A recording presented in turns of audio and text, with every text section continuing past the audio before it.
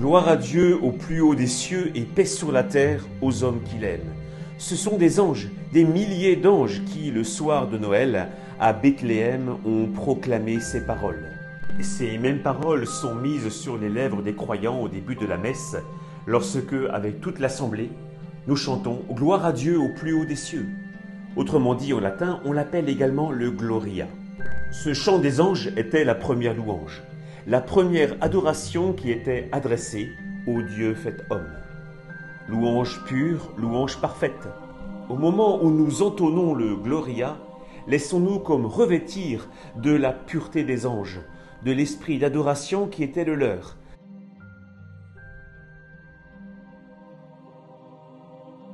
Le texte du Gloria nous fait dire ou chanter, quand c'est possible, « Nous t'adorons ».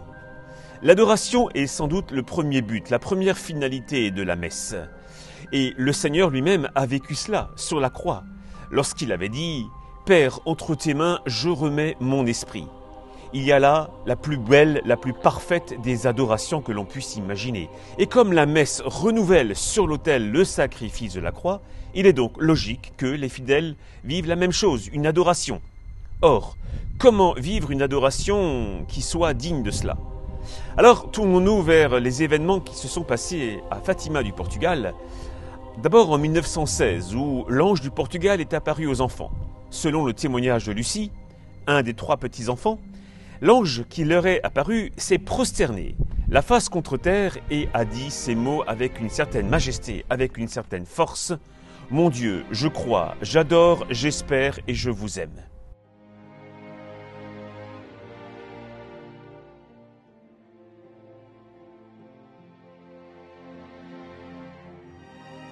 Le chant du Gloria prend à plusieurs reprises cette invocation, cet appel « Prends pitié de nous ». En effet, cela revient à plusieurs reprises dans le Gloria. Le Christ a vécu ça.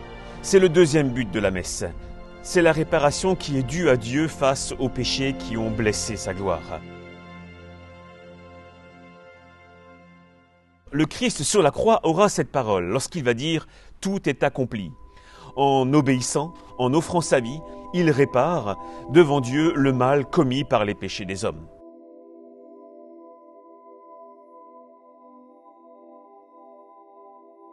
La Vierge dira le 13 du mois de mai 1917 « Voulez-vous offrir à Dieu pour supporter toutes les souffrances qu'il voudra vous envoyer en acte de réparation pour les péchés dont il est offensé et de supplication pour la conversion des pécheurs ?»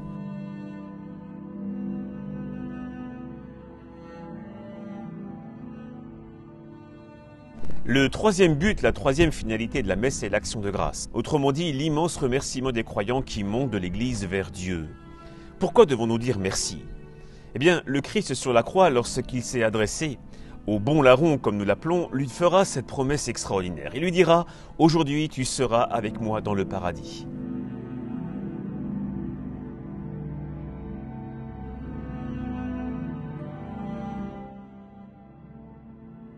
Alors la Vierge Marie qui est apparue à Fatima du Portugal va mettre dans le cœur des enfants la même raison, le même motif de remerciement.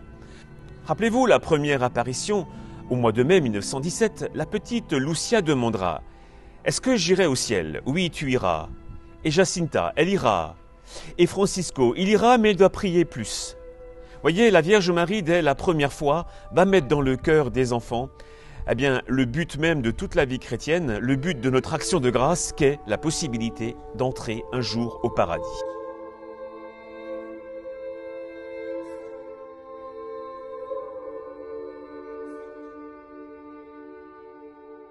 Le quatrième but, la quatrième finalité de la messe est naturellement la supplication. Qui dit supplication, c'est une demande instante, une demande très forte qui monte de la terre vers le ciel. Sur la croix, alors qu'il vit son sacrifice, le Seigneur va avoir cette parole lorsqu'il s'adresse à son Père. Il dit « Père, pardonne-leur, ils ne savent pas ce qu'ils font ». Il y a bien là le modèle de la supplication, naturellement. Alors nous devons faire de même nous aussi, supplier le Seigneur pour 1000 raisons, pour nous faire persévérer dans la foi, pour obtenir des secours, des grâces particulières. Et la Vierge Marie à Fatima du Portugal va faire la même chose avec les enfants. Elle va leur dire, en parlant du chapelet, priez le chapelet afin d'obtenir la fin de la guerre. Donc la Vierge Marie montre très clairement que les supplications que nous faisons ont un impact dans le réel, ont un impact dans ce qui fait notre vie. Et si la prière des enfants a pu obtenir la fin de la guerre, il est clair qu'au moment où nous faisons des supplications durant la messe, eh bien le ciel répondra.